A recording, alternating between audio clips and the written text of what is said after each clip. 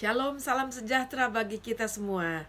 Puji Tuhan, hari ini kita sudah sampai kepada pembelajaran dari firman Tuhan dari kitab Bilangan pasal yang ke-7 sampai yang ke-9. Bersyukur ada banyak hal yang dapat kita belajar di sini. Dan mari kita mulai masuk kepada pasal pertama dari pembacaan Alkitab kita hari ini, yaitu pasal yang ke-7. Di situ kita akan belajar tentang persembahan pada waktu pentabisan bait suci. Setelah Musa dan bangsa Israel bersama-sama mereka membangun kemah suci, kemah pertemuan. Setelah semua sudah selesai, akhirnya Tuhan menyuruh Musa untuk mengurapi semua. Mengurapi maksudnya adalah segala sesuatu itu dikuduskan dan dikhususkan untuk Tuhan, didedikasikan untuk Tuhan. Dan setelah Musa melakukan segala sesuatunya, pada akhirnya mereka melakukan persembahan-persembahan syukur kepada Tuhan, persembahan korban-korban bakaran kepada Tuhan. Dan ke-12 pemimpin bangsa Israel itu masing-masing mempersembahkan korbannya kepada Tuhan. Jadi kita bisa bayangkan satu peristiwa yang luar biasa megah dan penuh hormat kepada Tuhan. Mereka mempersembahkan lembu, kambing, domba, dan juga korban sajian. Dan korban sajian itu mereka mempersembahkan pinggan dari emas atau perak yang berisi sajian. Tentunya sajian itu segala yang terbaik seperti tepung dan apapun yang mereka persembahkan itu adalah hal-hal yang terbaik dan yang tidak bercacat. Lalu kemudian mereka juga mempersembahkan persembahan ukupan yang pada saat dibakar itu merupakan wangi-wangian di hadapan Tuhan, berbicara soal penyembahan mereka kepada Tuhan. Dan segala sesuatu itu dilakukan dengan tertib sesuai dengan perintah Tuhan, sesuai dengan aturan dan hukum yang Tuhan berikan kepada Musa. Dan di ayat 89 dikatakan apabila Musa masuk ke dalam kemah pertemuan untuk berbicara dengan dia, maka ia mendengar suara yang berfirman kepadanya dari atas tutup pendamaian yang di atas tabut hukum Allah, dari antara kedua kerup itu. Demikianlah ia berfirman kepadanya. Sungguh sesuatu yang sangat menyenangkan, membahagiakan pada saat mereka menyelesaikan kemah pertemuan, kemah suci itu. Dan mereka sungguh-sungguh dapat menikmati lewat Musa bagaimana Tuhan berbicara kepada mereka secara khusus, secara pribadi. Dan itu sesuatu hal yang menyenangkan bagi kita sebagai umat Tuhan apabila kita masih diberikan Tuhan kepekaan dan kita boleh menikmati kehadiran Tuhan dalam hidup kita. Bahkan Roh Kudus boleh berbicara kepada kita dan kita dapat menangkapnya. Sesuatu yang luar biasa. Mari kita maju ke pasal yang ke-8, berbicara tentang kandil. Kandil adalah lampu dan lampu-lampu yang sudah ditetapkan Tuhan. Segala sesuatu dan itu segala sesuatu yang dikatakan kepada Tuhan, kepada mereka, semua adalah luar biasa. Harus dibuat dengan cara yang sangat-sangat terapi dan baik dan sangat tertib oleh tukang-tukang yang betul-betul pada ahlinya saat itu. Dan juga berbicara soal segala hiasan dan bunga-bungaan dan segala macam yang berada di dalam, karena kandil itu dibuat dari emas yang ditempa, dan itu luar biasa kalau berbicara soal penyembahan kepada Tuhan. Di ayat yang kedua dari pasal yang ke-8, firman Tuhan berbicaralah kepada Harun dan katakanlah kepadanya, apabila engkau memasang lampu-lampu itu, haruslah ketujuh lampu itu menerangi yang di sebelah depan kandil.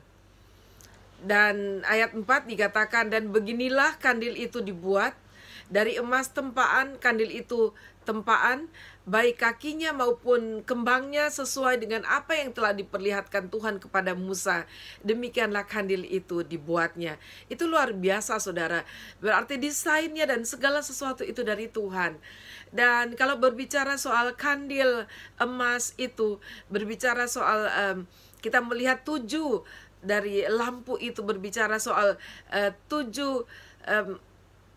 kaki dian di dalam kitab Wahyu. Dan kalau kita lihat bahwa segala sesuatu itu sinkron dengan perjanjian baru, bagaimana Tuhan sudah merencanakan segala sesuatu, dan itu berbicara kehidupan kita. Kalau Tuhan Yesus memberikan perumpamaan anak dara yang bodoh dan yang bijaksana, kita melihat bahwa kandil itu yang harus bercahaya senantiasa itu adalah kehidupan kita.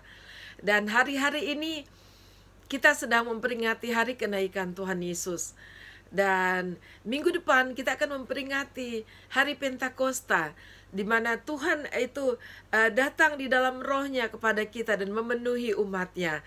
Itu berbicara soal lampu kehidupan kita, hidup yang ada Roh Kudus di dalamnya. Ada minyak murni yang ada di dalam kita yang membuat kehidupan kita bercahaya, sehingga orang dapat melihat kita bukan secara fisik saja, bahwa kita ini orang yang begini dan begitu, ganteng, cantik dan sebagainya. Bukan hal-hal itu yang dimaksud oleh Tuhan, walaupun itu penting untuk menjaga hidup kita, tetapi yang terutama adalah dari roh kita memancarkan terang Kristus, terang Allah, terang kemuliaan Tuhan yang memancar dari kehidupan kita. Dan kita harus pelihara itu hari lepas hari. Dan saya bersyukur kepada Tuhan, menantikan hari Pentakosta minggu depan, kita dapat menikmati bagaimana perayaan Roh Allah, Roh Kudus yang dicurahkan kepada umatnya. Sampai pada saat ini tidak ada yang lain yang dapat kita perlukan, yaitu firman Tuhan, rohnya di dalam kita. Puji Tuhan. Lalu kemudian di pasal yang ke-8 itu, bagian selanjutnya itu mulai pasal ayat yang ke-5 berbicara tentang pentabisan orang Lewi. Orang Lewi adalah orang yang dikhususkan, yang kata Tuhan mereka menjadi milikku, dikhususkan untuk Tuhan, dan mereka dikhususkan untuk jabatan-jabatan pekerjaan di dalam kemah pertemuan dan kemah suci. Dan kita tahu bahwa kemarin kita berbicara tentang penugasan Tuhan untuk 3 bani di suku Lewi. Dan Tuhan memberikan mereka jabatan. Dan pada saat itu waktu mereka dihitunglah usia 30 sampai 50 tahun untuk bekerja. Tetapi untuk seterusnya tugas mereka, Tuhan memperkenankan orang yang di usia 25. Kalau mungkin kita lihat itu adalah persiapan buat mereka untuk sungguh-sungguh bekerja. Jadi dari 25 sampai 50 mereka sudah bisa, itu adalah masa kerja dari orang-orang pria, orang-orang Lewi. Dan pada usia 50 mereka dibebaskan. Walaupun mereka dikasih kesempatan untuk mereka tetap berpartisipasi, bagi mereka yang masih mampu untuk bekerja dan masih mau bekerja, mereka diberi kesempatan untuk tetap bekerja, tapi mereka sudah tidak wajib lagi. Dan kita tahu bahwa Tuhan mengerti waktu-waktu umur manusia, kapan dia masih belajar, kapan dia sudah mulai bisa produktif dan belajar bekerja dan produktif, lalu kapan dia bisa mengambil waktu secara pribadi untuk beristirahat dan melakukan hal-hal tertentu di dalam kehidupan pribadinya. Tetapi Tuhan masih memberikan keluasan kepada siapapun untuk bekerja di dalam pekerjaan Tuhan. Puji Tuhan. Dan syarat utama dari mereka untuk mereka memulai pekerjaan sudah pasti pada saat mereka ditabiskan, mereka pertama harus ditahirkan. Dan kita sudah tahu hukum-hukum pentahiran yang ada, yang kita sudah pelajari pada hari-hari sebelumnya. Bagaimana Tuhan sangat serius dan sangat teliti dalam hal ini. Dan pada saat itu akhirnya mereka ditabiskan, dan ditabiskan segala sesuatu, hal-hal upacara-upacara penting, hal-hal perayaan-perayaan penting, selalu berpusat kepada mempersembahkan korban. Dan berbicara kepada kehidupan kita pada saat ini, dalam bahasa perjanjian baru kita tahu bahwa itu berbicara bahwa hidup kita, segala sesuatu yang kita lakukan, bahkan di dalam kebersamaan, di dalam bergereja pun, semuanya harus berfokus kepada Kristus. Dia adalah juru selamat kita yang menjadi korban tebusan sempurna sekali untuk selamanya bagi kita semua. Haleluya, puji Tuhan. Lalu kemudian kita masuk kepada pasal yang ke-9, berbicara mengenai ketetapan-ketetapan mengenai perayaan Paskah.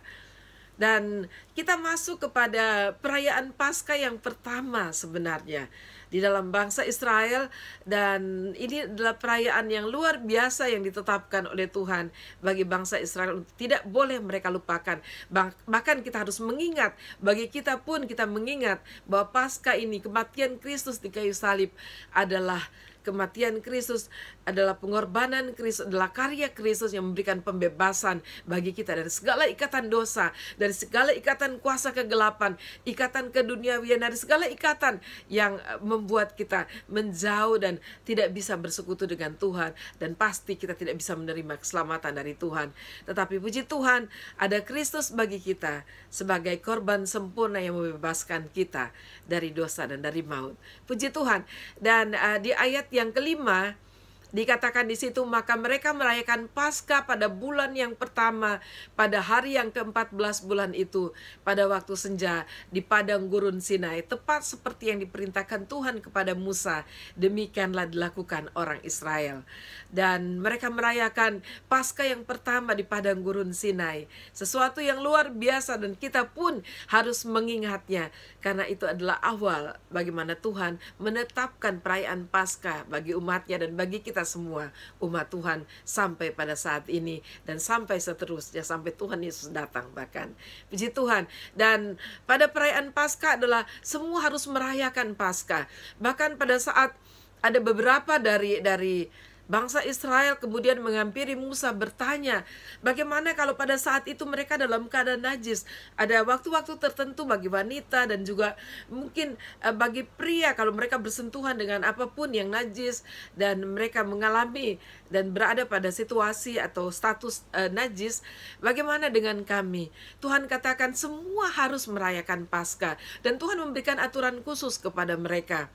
Pada ayat yang ke-11 dikatakan, pada bulan yang kedua, pada hari yang ke-14, pada waktu senja haruslah orang-orang itu merayakannya beserta roti yang tidak beragi dan sayur pahit, haruslah mereka memakannya. Dan itu sama persis dengan perayaan Paskah yang ditetapkan Tuhan bagi mereka yang tahir, ya, bagi mereka yang tidak najis. Dan itu berarti kalau 1 bulan ke depan Tuhan memberikan waktu bagi mereka, kalau melihat aturan-aturan bagaimana mereka melewatkan waktu untuk pentahiran mereka, bahwa mereka semua bisa berada pada tahap tahir. Dan bukan hanya mereka yang tidak tahir, tapi Tuhan juga berbicara bagi mereka yang masih ada jauh mungkin melakukan perjalanan, dan kita tahu kita tidak ada kereta, tidak ada hal-hal transportasi cepat, mereka harus berjalan dan harus mengendarai, mungkin naik onta atau apapun, ya.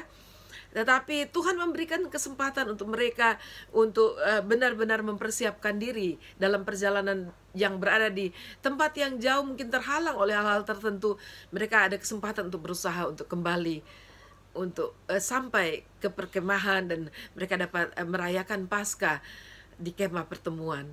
Puji Tuhan. Nah, saudara, bahwa Tuhan memberikan kesempatan kepada semua orang, karena kita tahu sama seperti pengorbanan Kristus di kayu salib itu adalah untuk semua orang, untuk saya dan saudara. Dan Tuhan memberikan kesempatan untuk setiap orang boleh datang menghampiri Tuhan, untuk mengalami pengudusan dari Tuhan, mengalami pengampunan dari Tuhan, mengalami pentahiran oleh kuasa darah Yesus bagi kita semua. Puji Tuhan. Lalu dikatakan bahwa semua harus merayakan, bahkan bagi mereka yang tahir sekalipun, pada saat itu kalau mereka tidak atau mereka melalaikan merayakan Paskah, ada hukum yang sangat ketat. Dan kita lihat di ayat yang ke-13 dikatakan, sebaliknya orang yang tidak najis dan tidak dalam perjalanan tetapi lalai merayakan Paskah, orang itu harus dilenyapkan dari antara orang-orang sebangsanya, sebab ia tidak mempersembahkan persembahan yang kepada Tuhan pada waktunya. Orang itu akan menanggung akibat dosanya. Nah, saudara, bagaimana kita diajar oleh Tuhan untuk menghargai perayaan Paskah, perayaan Tuhan membebaskan kita. Dan itulah sebabnya, mari saudara, jangan sampai saudara meninggalkan perayaan-perayaan yang sudah ditetapkan Tuhan, bahkan jauh-jauh dari sebelum segala sesuatu terjadi di dalam Kristus. Tuhan sudah mengajar umat Tuhan, bangsa Israel, untuk melakukannya. Dan di ayat-ayat terakhir di pasal yang ke-9 ini berbicara soal tiang awan dan tiang api. Ayat 15 sampai 23 berbicara tentang tiang awan dan tiang api. Pada saat kemah pertemuan itu sudah selesai, kemah suci sudah selesai, lalu kemudian tiang awan dan tiang api itu berada di atas kemah pertemuan. Dan dikatakan orang Israel hanya melihat tiang awan dan tiang api itu. Kalau tiang awan itu tidak bergeser, tiang api itu tidak bergeser, mereka tidak akan kemana-mana. Kapanpun, baik itu siang, baik itu malam, pada saat tiang awan, tiang api itu bergerak, mereka juga mempersiapkan diri mereka untuk bergerak bersama-sama dengan Tuhan. Hidup dalam pimpinan Tuhan itu luar biasa. Ayat 23 dikatakan, atas titah Tuhan mereka berkemah, dan atas titah Tuhan juga mereka berangkat. Mereka memelihara kewajibannya kepada Tuhan menurut titah Tuhan dengan perantaraan Musa. Wow, luar biasa saudara. Hidup di dalam pimpinan Tuhan, hidup sesuai dengan pimpinan Tuhan bagi umat Israel. Dan bagaimana dengan kita umat Tuhan yang hidup di zaman perjanjian baru? Kita tidak melihat dengan mata kita tiang awan dan tiang api. Tetapi saudara, pada saat Pentakosta yang kita akan rayakan minggu depan, itu adalah pencurahan Roh Kudus di mana rohnya bisa ada di dalam kita. Dan itu adalah tiang awan dan tiang api, firman dan rohnya adalah tiang awan dan tiang api bagi kita, yang dapat kita lihat dan kita rasakan pimpinan tuntunannya, dia dapat berbicara kepada kita secara pribadi. Mari saudara buka hati kepada Tuhan. Sebab itu mari hidup berakar di dalam firman. Jangan lewatkan untuk membaca dan merenungkan firman setiap hari. Dan jangan biarkan Roh Kudus itu meninggalkan kita karena perbuatan kita yang mendukakan hati Tuhan, yaitu kita melakukan dosa yang kita tidak sadari atau kita sadari, apalagi pada saat kita sudah menyadarinya. Kita harus bereskan di hadapan Tuhan. Mari saudara, di akhir zaman ini, di masa-masa yang penuh dengan ketidakpastian, mari siapkan diri kita, siapkan kehidupan kita, berdamai dengan sesama, dan terlebih berdamai dengan Tuhan. Hiduplah berfokus kepada Tuhan dan lakukanlah apa yang Tuhan perintahkan kepada kita, sehingga tidak ada penyesalan dalam kehidupan kita pada saat Tuhan Yesus datang kali yang kedua di dalam kemuliaannya. Terpujilah Tuhan. Tuhan Yesus memberkati. Amin.